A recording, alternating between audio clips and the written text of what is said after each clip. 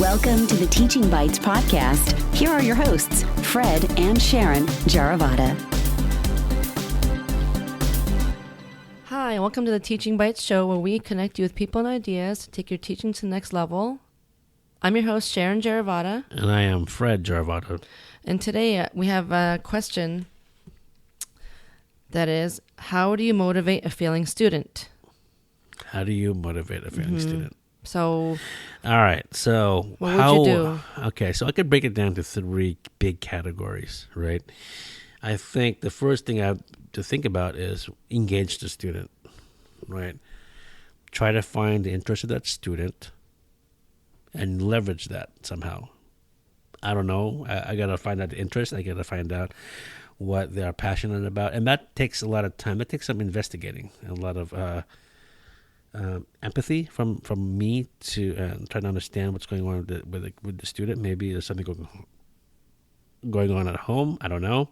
Maybe bullying some other student.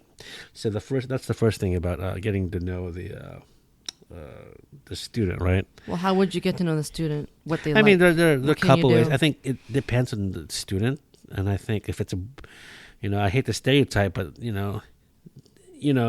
well, not stereotyping. Let's see. I got to see if they're interested in sports. I got to reach them that way. If they're interested in Game of Thrones, I got to reach them that way. If they're interested in comic books, I got to reach them that way. And that's pretty easy for me because I am pretty much into what pop culture is happening right now. Maybe not the music the kids are in today, but I can talk about that.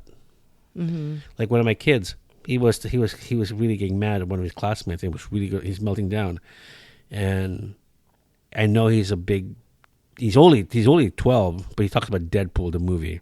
A very inappropriate movie for him to watch. To me, I think it's one of the greatest love romantic comedies ever, but it's definitely inappropriate. Yeah, it's definitely inappropriate for him to watch.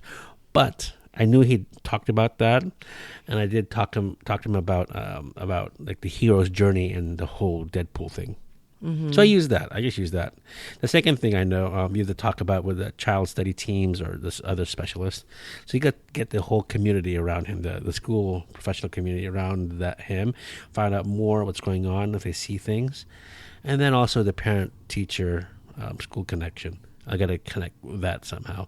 Mm-hmm. So those are the three big things: directly with the students, go with the parents, talk with the parents, and then also the whole. What is it? Community? Yeah. Okay, with the kids. School community. Yeah. So those are the three big idea stuff I would try to focus on. And actually for school, I would go to the previous teacher. I would go to the principal, just because all these adults know this kid probably in different contexts or settings. Or maybe they even come from different school too. Huh? Maybe they came from a different school too. We don't know. What would you do if you knew that he or she came from a different school? I would go look at the QM folder, look at the report card, see what the comments are. Do you contact the teachers from the other schools? If I had to, I will. I could. Yeah. I could find the teacher. Mm-hmm. Spend time with them. I think. Look at their writing journal. Look what they're drawing. Mm-hmm. Talk to them. Give them a sample or talk to them. I think that's the first thing is talk to them, right? You have to get them to trust you that, Yeah, that's... Hopefully you have that trust already. Hopefully... Well, you got to build it. Yeah, definitely got to build it. And like I said, you got to find what you're interested in. And like you said, investigate through their journals, right? Mm-hmm. What's in their backpack? What kind of backpack they're wearing? What stickers they're using, right? On their whatever binder or whatever. Yeah. But parents know their kids the best. So definitely have to be... Hopefully you have a very openly communicative classroom, that you're always open with parents, that it's not going to be like a brand new conversation you have with them. Mm-hmm. You know what I mean? So you have to have those set in place. So is that so motivating? So once you find that, how do you motivate them? What's the next step? Well, you mentioned something about buddies. Yeah, you can find a buddy. Maybe it depends, right? Maybe they have no friends, or who knows. Mm-hmm. Or if they do, maybe someone that has the same interests as them. They could play. You could have a game they could play together in the yard. Give him a job. Yeah, give something her. to do. I keep saying him or her. And I'm trying to be. Yeah, come on now. him or her, give them a job that they are pretty good at. Maybe recognize their computer skills. Because this kid needs to build their confidence. They need something that they're good at. They can do a little bit every day. Mm-hmm. You know, like you got to build. You definitely got to build their, like you said, their confidence and so they feel good and people recognize he or she is an expert at something. Right. Like I have a kid. Like, oh, I really need help. I have a certain kid every time. I really need help delivering this. Can you help me? You know, and they feel good. Mm-hmm. You know, or like I don't know how to. Can you help me sort this out? It's hard for me to do this right now, and they'll do it because they feel good about what they can do. You know. Yep. Even special kind of breaks and all that. I don't know what they can do. I think something like that to recognize them that, hey, I see you, I got you. We'll do something together. Yeah. I think that's the way to. I acknowledge you. I'm here for you. I'm gonna help you, and then we're gonna let's just do something, right? I think that's huge. And it might not be related to like academics. It could be just something social, like fun. You know, yeah, They could say this is a secret between us. Like, only you know about this. Right. Something like funny. You know. Yeah. So they feel like, ooh, cool. Like I eat Cheetos. You know. I'm not supposed to eat Cheetos, but I love Cheetos. Yeah. My wife doesn't like eating Cheetos. I love Cheetos.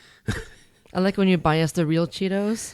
Not the Trader Joe's. It's so amazing. All right, if you guys eat the Trader Joe's Cheetos or their fake baked Cheeto thing, and you like them or you don't like them, let us know what you guys think. Compare those with the real Cheetos, right? The crunchy ones, right? Yeah, the ones you really get orange fingers. Not the cheese puff. No, I don't like those cheese puffs at Trader Joe's.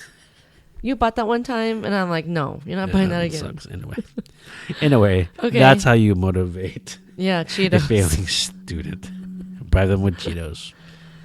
All right, folks. If you like this episode, go ahead and share. Please leave us an honest review and subscribe to our show on iTunes. We'd love to hear from you. Email us at fred@teachingbytes.com or at Sharon@teachingbytes.com. Or both of us. And we'll get back to you.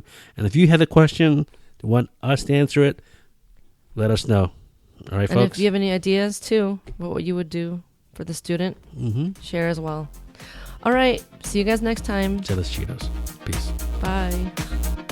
Thank you for listening to the Teaching Bites podcast at www.teachingbytes.com.